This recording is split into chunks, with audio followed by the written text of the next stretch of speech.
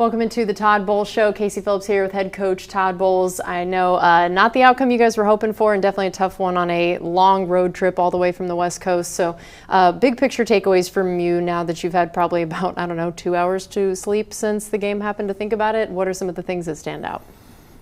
Just shooting ourselves in the foot in the first half. Obviously, the ball bouncing off of Cade's chest and then them taking it for a touchdown. And the two plays, the 3rd and 17 in the first drive, I think was critical for us, as well as the touchdown at the end where we had double coverage and we played the wrong leverage from that standpoint.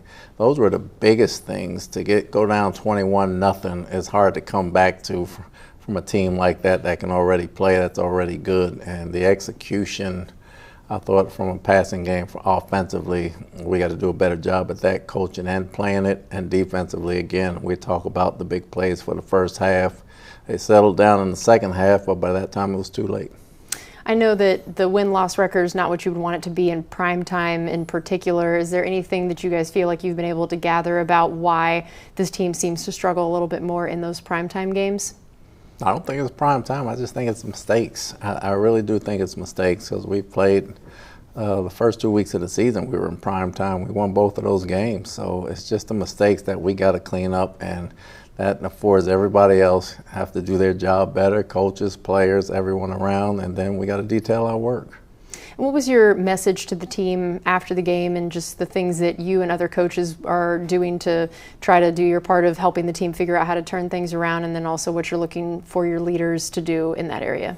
Well, it starts with the coaches. It starts with me. I make sure I look at myself after every game. I'm very hard look in the mirror and take a look at what I can do better, what I can put them in position better, and things they can do better. And then I make sure the coaches understand that as well. It starts with us first. How can we make them guys better? What kind of positions can we put them in? And then we'll bring it down to the players and make sure that they understand what they got to do to be better, and make sure they're crossing their T's and dotting their I's.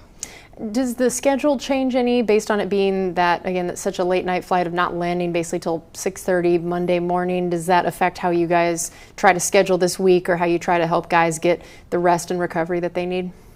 They get activation period this afternoon, but Tuesday will be normal. We'll have our walkthrough on Wednesday because they won't be fully recovered yet. And then Thanksgiving we'll come out and we'll have a good practice.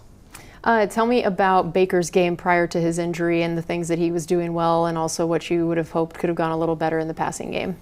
It was tough sledding initially. I think we have to coach it and scheme it a little better, and I think the players have to play it and execute it a lot better as well. But we were getting some short throws. The deep throws weren't there, or at least people weren't open at the time, so he had to hold the ball longer. That allows their pass rush to get there, so we got to do a better job all the way around with that. What have you seen, especially in some of the short game passing, screen game, what has worked or maybe not gone as well as you guys would hope? The quick screen game, the quick passes have worked. The screen game, people are starting to catch on to a little bit. We got to alter some things that way, probably in the things we're doing it. But at the same time, it also plays as a running play for us, so it helps us get to the edge a lot quicker, and it opens up the run game a little bit more. I know Baker, we've talked about the way that him using his legs is a huge part of this team, but especially on third down. He's rushed 16 times on third down this season. 14 of those have gone for first downs, including 2 of them in Sunday's game, and is the highest first down rush percentage on third down among all quarterbacks. What does he do so well specifically on third down? And then depending on whether you have him or not moving forward, how much that would change what you guys need to do on third downs to not have that option as much? Well, he can see the rush, and he understands when he can scramble. The big thing for him is learning how to get down once he gets the first down. He thinks he's Earl Campbell, built that way, but he's not built that way. And, that's where some of the injuries come up when he's trying to do too much. You love the effort, and you love the kind of person he is, and you don't want to change that. But at the same time, we got to be a little bit smarter going down. If he doesn't play and it affects us in a way where Teddy's a little differently. He's more of a pocket passer, but he can get out of the pocket and run the ball if he has to. And we'll tweak some things to make sure his game is where it needs to be, and we'll go ahead and we'll win with Teddy.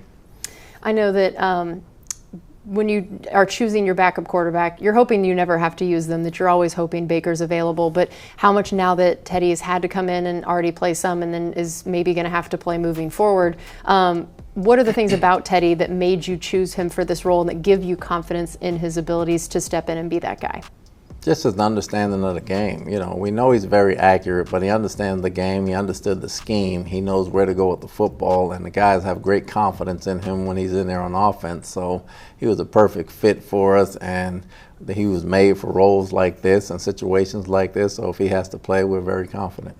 And of course, it's different when you are game planning all week as the starting guy as compared to coming in mid-game when you weren't necessarily taking those first team reps, you know, in practice that week before. So what did you think of how he was able to come in when he had not been preparing to be the starter that week in practice? He was poised. I thought he was very poised. Again, I didn't think Baker had a lot of open room to throw the ball, and Teddy didn't either. So with a full week of practice, I'm pretty sure it'll be a lot better. What is the challenge in trying to make sure that the chemistry is where you need it to be when you do have a new quarterback stepping in, and how you try to do that on such a short-term notice just this week going into Sunday? I think the chemistry with Teddy and the receivers have been great since he's gotten here. So his experience and understanding of the game, he's almost like a coach on the field for those guys, so they gravitate towards him anyway. So it'll be very good to see him have a full week if he has to play, and for him to go out there and have some chemistry with those guys right there. I think it'll be fine. Tez got another touchdown, his 5th for the season, which is second among all rookies this year behind only Emeka. So tell me why Tez has become such an end zone threat specifically in terms of that part of his game. Well, they're doubling Mecca, number one. Number two, he's very fast down the field, and he's a very good route runner. I think it's an underrated part of his ball game. Very quick and very fast, and he has outstanding hands for his size, and he's very tough going in traffic. How did you feel about the third down offense in particular, outside of Baker's runs, and even sometimes why he's forced to run? What are the things that you feel like on that down in particular could go better? We got to do better on 3rd and 5 or less. You know, they're sitting on routes right there. We got to execute a lot better and maybe not go to the sticks as much. We got to go downfield a little bit more. All right, we're going to take a quick break here on the Todd Bowles Show. We'll be right back.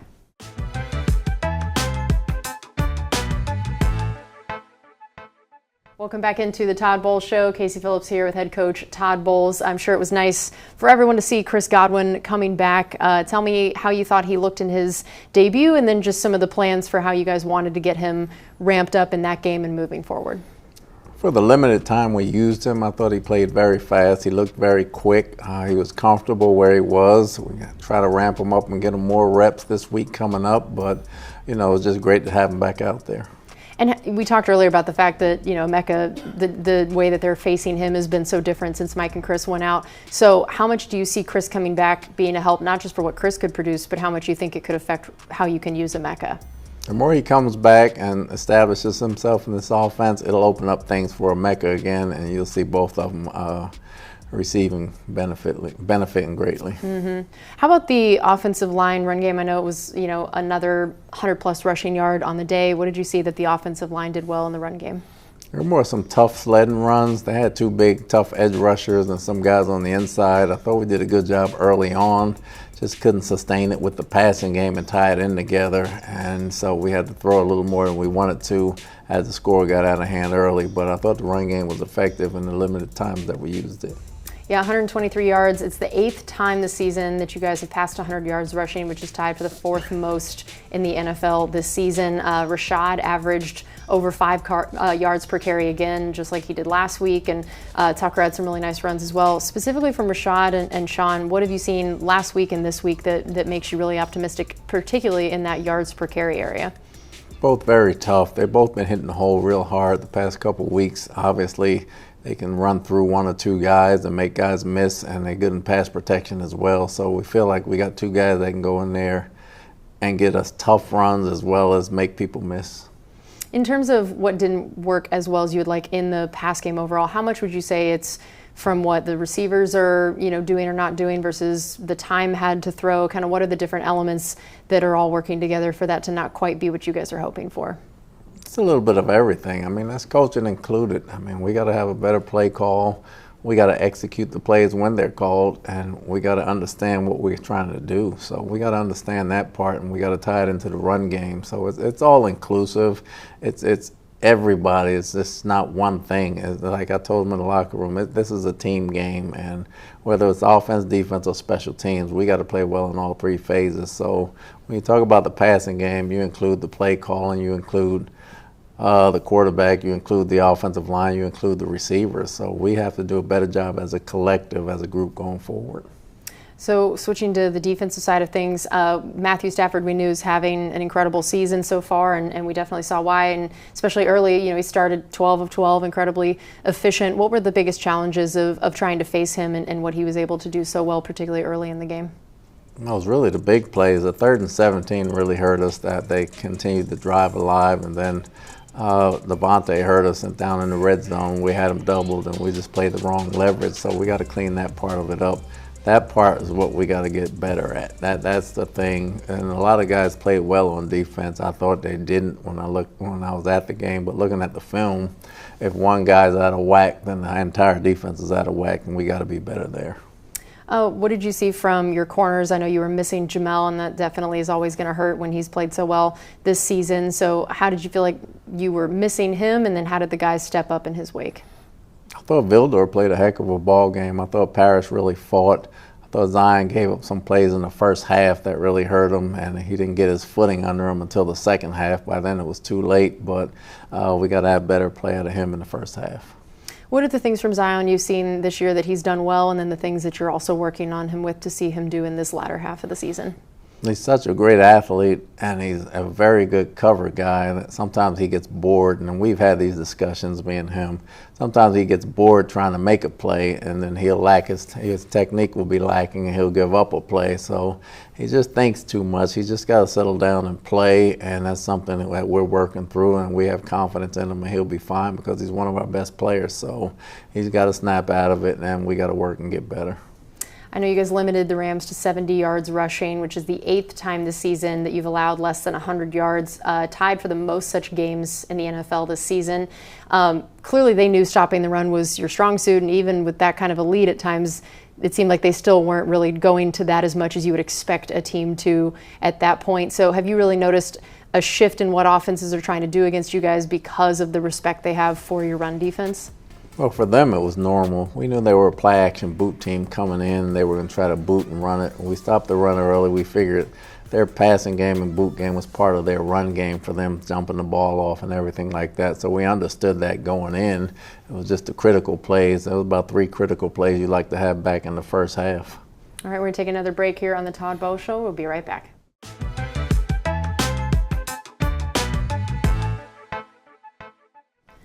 Welcome back into the Todd Bowles Show. Casey Phillips here with head coach Todd Bowles. We saw Yaya get a sack. Tell me what he did well in that play. He used his speed to power. He's a very powerful guy. When he starts off the game like that and uses speed to power, he's hard to stop. Obviously, the quarterback didn't get rid of it. He's been getting back there, getting pressures, but to get sacks in this league where the ball comes out fairly quickly, he did a good job. What about the rest of his game as well? I know he played that one screen pass really well and also got some pressure on their turnover of downs. So what did you see outside of his one sack that he did well? He did a very good job setting the edge in the run game. I thought he played physical, I thought he played fast, and I thought he played with a lot of energy. What is the level he's at of what you feel like he could be? What would be the next step or two that you would like to see him take over the course of this season to reach his peak potential? I think for me, with him, just understanding what his strong suits are. Sometimes he tries to be too much speed or all power. It's a combination of both, just tying it together consistently on a normal basis. And both separate, believe me, is very good. I mean, he's very good at speed, he's very good at power, but understanding how linemen are starting to play him and reading off of that and then putting his game together that way, that's the next step we're trying to get to consistently. I saw Levante tallied his 176 career tackle for loss, which ended up tying Aaron Donald for the 3rd most in league history, which I rounded because they were honoring him in the game last night. Tell me what he's still doing so well at this point in his career, particularly when it comes to the tackle for loss. Really, it's his instinct and his motor. His love for the game is probably no different than when he came into the league, and that's huge, and that's important for the young guys to see. And he plays like that, and he cares, and he sees things second nature now at the 13th year in the league. He's seeing everything in second nature, and he's going after it, and he can still make plays. I know Vita seemed like he was getting double teamed even more maybe than usual, and I mean it's something that happens to him pretty often anyway. How does he handle that? I know that's got to be frustrating at times when he's getting doubled so much, and then how do you feel like people either are or are not taking advantage of that happening to him? I think Vita's used to it. He understands he's getting doubled because you can't single him or he's going to make plays, but he frees up Logan, he frees up Levante, he frees up Voss, and he helps other guys make plays. So his value goes way beyond the plays that he's making right now. If there was one person I would say we could not lose on defense, he would probably be that person. How did you feel like the rest of the defensive line and your defensive front overall played in this game? Thought they played the run well. They had some good rushes where the ball was out quickly, and they had some rushes we like to have back where they max protected and doubled everybody. But from a game plan standpoint, stopping the run and playing the boot and everything like that, they played a very good ball game. Pass rush was hit or miss, and we can be better there. And then how about, I know last week's game, some of the special teams units were struggling a little bit. How did you feel like your special teams overall was in this Sunday's game? Played better. They played better. Obviously, we kicked the ball in the end zone quite a bit. The punt team covered pretty well, so they played a lot better. All right, we have one more segment coming up on the Todd Bowles Show. We'll be right back.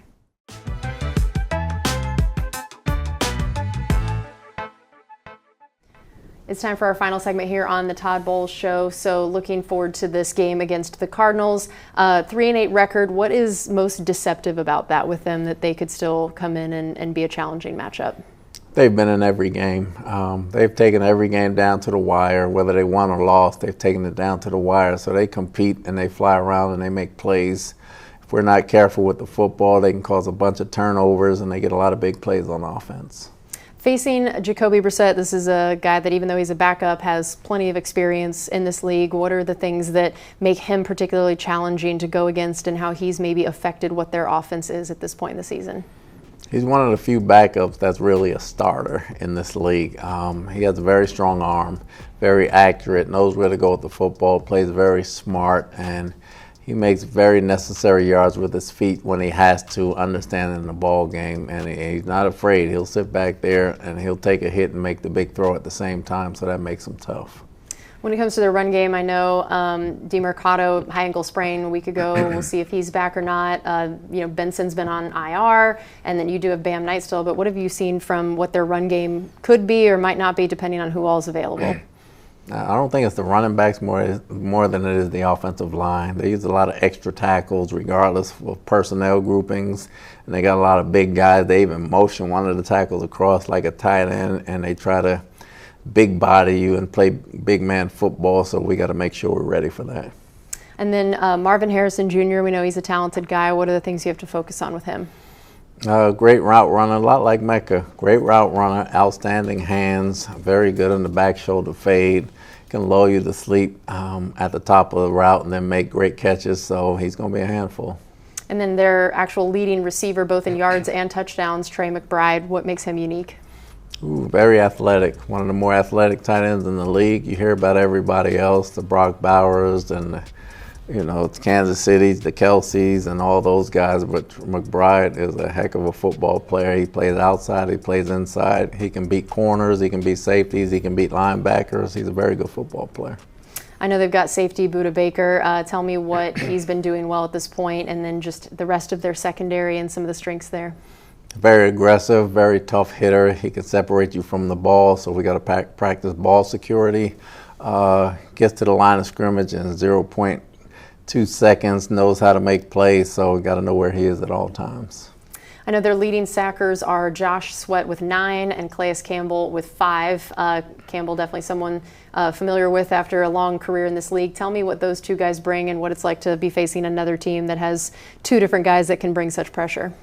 Sweat is a great guy on the edge that you got to watch out for, so it'll be a good battle for our tackles there. And Calais seems like he just never goes away. He was in Arizona when I was there, and now he's back there cleaning up, and he just knows how to make plays and play football. He's a great leader. He's a great person. He's a very good football player. Well, Coach, thank you as always for your time. We really appreciate it, and good luck this next Sunday. Thank you.